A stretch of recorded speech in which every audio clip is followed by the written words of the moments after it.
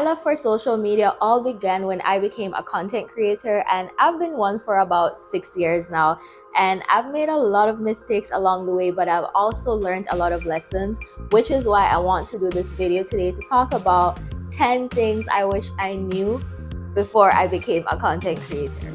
Hi, my name is Maggie. Welcome to my channel, Optimistic Maggie. On this channel, we talk about all things social media, content creation, and also dibble a bit in entrepreneurship topics. So, as mentioned in the beginning of this video, I want to share with you 10 things I wish I knew before I became a content creator. I have my notebook here to help me to keep on track, carefully taking notes as it says. And so we're just gonna get right into this video. If you think you'll find content like this useful, I would encourage you to click that subscribe button so that you never miss out when I upload a new video. I plan to upload every single week or at least twice a month. That's the plan, okay? We're working with it for now. Okay, so if you are thinking about becoming a content creator in 2023 and beyond, I want you to start thinking about it as a business. And I want you to listen to me very carefully right now. I'm not saying to get into content creation for the money. I'm saying that if you have a passion that you're trying to monetize, start thinking of it and treating it as a business. And I'm going to talk a bit more about what I mean by that. So one big mistake I would say I made, and it's not really a mistake, it's more of ignorance on my part. So I grew up in Jamaica, and content creation is still something that is, slowly being recognized today. More and more people are doing it. They're becoming YouTubers, TikTokers, Instagrammers, things like that. And so when I grew up there, the realm of these worlds was not really known to me. I didn't know people got paid. If I'm being honest, I mostly used YouTube to like watch music videos and things like that. I didn't know that people got paid for sharing their life or tips and whatever the case might be. Fast forward to me actually moving to Canada. I lived in Newfoundland, and that's where I went to school. And my main reason for when I started my first YouTube channel, which I have finally grown to almost 10,000 subscribers right now, I wanted to be able to create a space for people to learn about, coming to Canada as an international student. I wanted to make it accessible. And so I started a YouTube channel. So I didn't think about all of the things that goes into, analytics and the way to market yourself and all those different things that, make it worth your while when you're trying to get a bang for your buck. So I lost out on many opportunities in that way. So definitely, if you're going to become a content creator in 2023 and beyond, think of it as a business from the get-go. Another thing about thinking about it as a business is that it helps you with when you're creating content. Even if you are new, say for instance, you're trying to get brand deals with a certain brand that you want to work with. You can start off by doing videos with products that you already have, but be very strategic about it. So you're not just posting for posting's sake. You're going to be posting in a way that allows them to be attracted to you so that they can see what you can offer, a different way that you can market their products as well, so that when you're reaching out to them to work with them in whatever capacity, at least you're showing that you're serious. So that's what I mean. All right. Moving on to the next one. Number 2 is find content creators that you can basically have that help you stay accountable and also that you can collaborate with. Now, Toronto has recently become a place where a lot of content creators are kind of coming together and collaborating. But I remember when I moved here from Newfoundland, like it was a struggle. Like I honestly didn't even get my first like collab, you could say, on my channel until last year, and it was with another content creator. And even though both of us were in different industries or niche as they call it, we found a way that we could bring value to our audience based on the topics we were going to talk about on each other's channels. So if you're going to think about collaborating with people, probably right out the gate, don't come with the approach of, hey, let's do a video together. Get to know people. What are their interests? Why do they do what they do? Be their their cheerleader first, and then you can probably work towards, hey, let's do something together, kind of a deal. That would be my approach of how you can work with other content creators, because the truth is a lot of them are busy and also people don't like to feel used. So think about it. How would you feel if someone just approached you simply for the sake of maybe trying to leverage your audience, think of how you can also bring value to them and why they should want to work with you. The third thing is that it's important for you to have a content creation system. Now, this is something that I didn't really start having like to the T until about 2 years ago. And I've been doing content for how long? I said like 6 years. So a content creation system is what helps you to stay consistent, whatever you consider to be consistent, but also allows you to not be burnt out. So I'm going to tell you what I personally do. Not everyone does it this way, but this is how I hold myself accountable and how I continue to do videos in a way that allows me to still love my content, and that whenever I'm feeling burnt out, I know I can kind of slow down a bit. So for my other YouTube channel, which is called Maggie TV, on there I do content related to cultural education. And what I have done to help my content creation system is I try to do videos kind of in seasons. So there are specific series that I do on my channel, which will only be done during that time of the year. So in about 2018, I started a series in the summer called Culture. And on that series is when I like interview people to talk about things related to their culture. Like it ranged from like language, food, different things like that. But it was interview based. And I only would do it in the summer. And so I already knew that once January hits, I am already looking for my potential guests that I want to bring on so I can start, at least doing some recordings with them, because I do record virtually with my guests as well. And that way I can edit ahead of time, and I can have my series ready. So that is an example of having a content creation system, because you already know what it is that you're doing. It's kind of like an annual series that I have. This year is going to be year 6. Yes, craziness. But that is just one example of what I do. So to give you an example of what you could do is that depending on what niche you're in, you could probably look at what are things that are seasonal. So if you're someone who does skincare, what are the products that are mostly used during the winter time, and how can you use them in your skincare routine? You can do content around that. If you're someone who does fashion, you're doing seasonal fashion content. Those are the different things. That's what I mean by having a content creation system. So apart from actually having your ideas of how you want to do your content when you are probably going to be posting, another thing to ensure that you do is have your tasks broken down into smaller tasks so that you can complete bigger goals. So for me, I try to have one day that I film. So today is my content creation day where I'm trying to get as many videos done from this book that I have here in this space that I have rented. I'm going to actually do a video about that. The second thing is that I have a day for me to edit my videos and do promotional content, like edit promotional content as well. And then another time for looking at my schedule to see when I'm going to actually post and distribute them on which platforms. So YouTube, Instagram, TikTok, places like that. We clear? We clear? Okay. Number 4 is to invest in gear and software that will help you to level up your content creation. So I personally, when I started creating videos, I started with just my phone until I had enough money to save up and buy a camera. And actually, the very first camera I bought was like one of those ones that's kind of going out. It's like being outdated. So they had a very good deal on Amazon. I got like the tripod, the camera, a bunch of other accessories for the camera, like the lens cleaner, things like that, filter stuff, for like 300 and something US. And so that was how I actually got my very first camera. So instead of me also feeling discouraged that I didn't have one of these high-tech cameras at the time, I worked with what I had.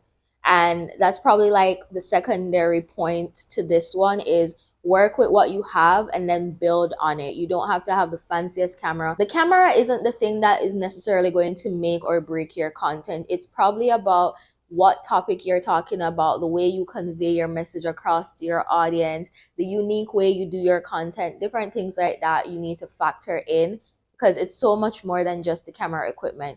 There are people out there that have the most fancy camera and other equipment, and the content is still not hitting.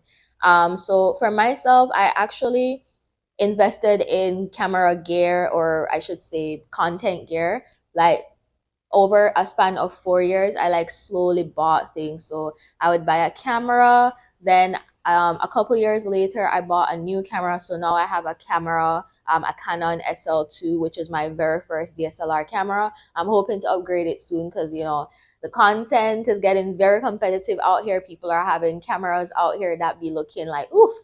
Right now, I'm actually filming all of my videos on my iPhone 13 Pro because it has the 4K camera, which my current one doesn't have. And I just love the quality of it. And I mean, it's working for me right now. So until I can level up again, I'm working with what I got.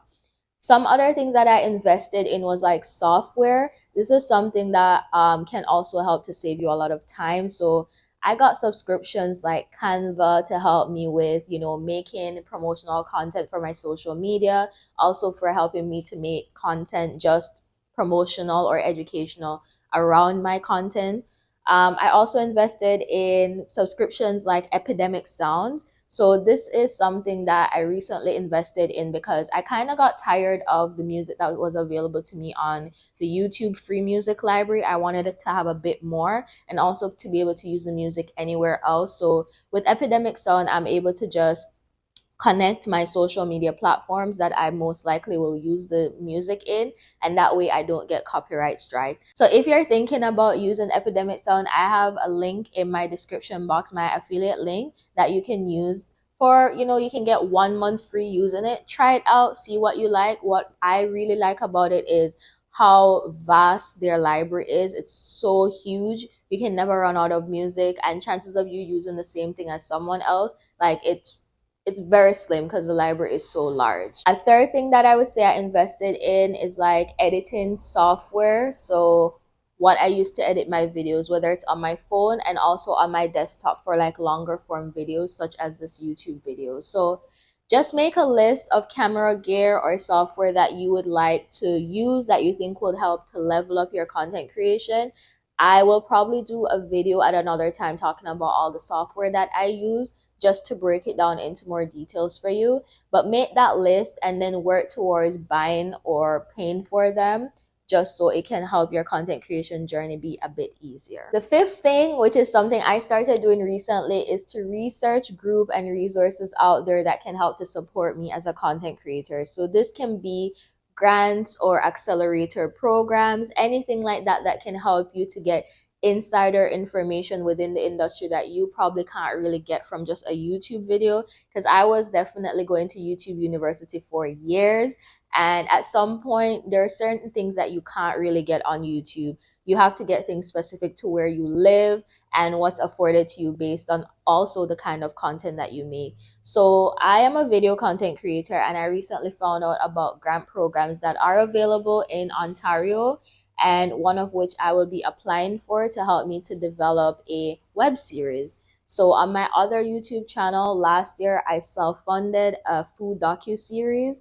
and this year I am hoping, or wait, 2 years ago actually, so 2020, I didn't get to do it 2021, sorry. I didn't get to do it last year due to lack of funds. So when I found out about this program, it was like perfect. I'm hoping that when I apply, I can get something to help me to develop the series for this year to do season 2 of my series called Kitchens of Toronto. So that program in particular is called the Ontario Creates IDM Fund. I'll probably do another video to talk about my experience in a bit more detail because I want as many people as possible to know about the different options that are available to them out there. Other examples of programs that you can look out to like apply for would be like the YouTube Black program. There are also accelerator programs out there for podcasters.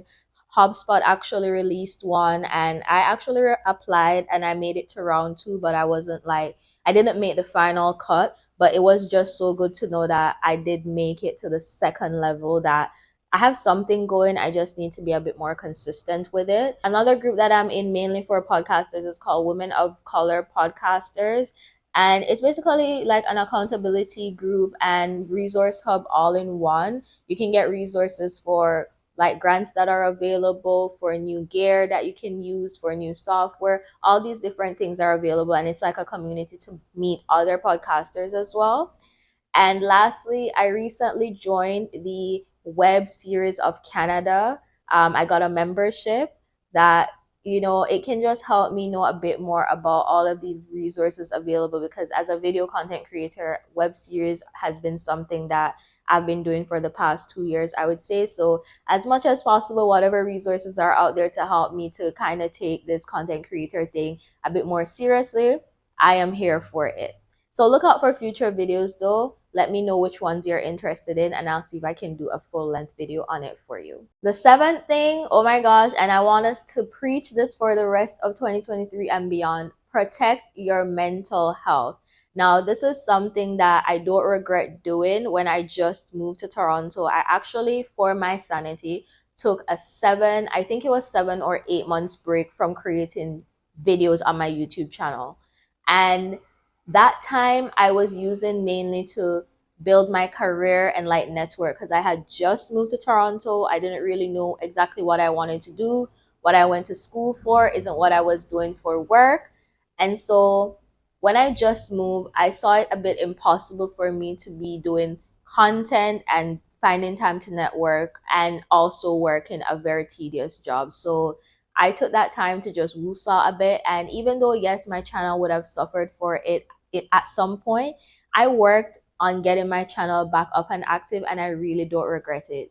Other ways of protecting your mental health would be not feeding into negative comments. I am guilty of this, that you would see all the good comments and positive comments that you're getting from people, but it's always that one negative comment that makes you like just feel so either upset, or you start doubting your content, or it just throws off your whole mood.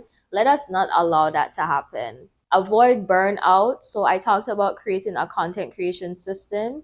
Let us learn to have a sustainable content creation system so that we're not feeling burnt out and putting so much pressure on ourselves. Like, I know the demand is there. We're thinking, oh my gosh, there's so much money to be made, but don't put money over your mental health at any point in your life. Never ever do that. Another thing, and this goes to the first point of treating your content creation or like your platform as a business: optimize all of your social media pages as much as you can. So I'm talking putting in your bio what it is that you do content about, where you're located, and also put your email address. These are things that you can use to help, whether it's brand like influencer partnerships, whether it's them looking for someone to work with, at least they know what you offer. You're already making it easy for them to contact you. Like, all of these things matter, y'all. They really do matter. And probably something I should have talked about with treating your platform as a business is ensure that you have a media kit. So if you don't know what a media kit is, you could say it's like a resume that shows your follower count, your engagement rate, your rates, the type of content that you do, just so if someone is asking to see what work that you have done in the past, you kind of have a quick document you can kind of just send over to them, and they can see already what it is that you offer. So things like that, like, don't sleep on it. And there's so many videos out there on how to make a media kit, so many resources. Canva has a lot of templates. So yeah, think about all these things, y'all. Like, 2023, we're not joking around. We're not joking around. And beyond, we're not joking around. Don't be afraid to pivot when needed. And this can be something hard to do as a content creator, especially if you got comfortable with doing a certain content. But if you feel at the time it's not what you enjoy doing anymore, or it's not resonating with your audience, or you have outgrown it, there's nothing wrong with you pivoting or sometimes even starting over. So I actually pivoted on my original channel, Maggie TV. As I mentioned before, I started that channel first to provide resources to those who are trying to come here as international students. Now that channel is all about cultural education. And even within that, I kind of pivoted even more to focus specifically on what it is that I want to focus on related to cultural education. So I will talk about on my channel like cultural history, mainly for like the Caribbean and African countries. Creole languages has been like a big thing right now, which is a focus I want to really zone in on moving forward, because there isn't a lot of information out there about these languages, something that is very dear and near to me because I grew up speaking two types of Creole: Haitian Creole and Jamaican Patois. Cultural food. Even though I live in a very diverse city such as Toronto, there are still a lot that people don't know about different cultural foods, or there's still a lot of foods that people don't know exist here. And I want to have this platform for people to easily find this information, and also create a space for people to learn about culture in a respectful, safe, fun way. So in pivoting, that's what I did. I reshifted what I wanted to focus on and ensure that it was capturing the attention of those who are interested in and why they subscribe to my channel in the first place, always keeping that in mind. And of course, when I decided to start this channel, so this channel is very new, Optimistic Maggie, I saw my love and passion for giving tips about social media, but I didn't think it would be enough with just short form content on like Instagram or TikTok. I wanted to make my content evergreen, so I started YouTube.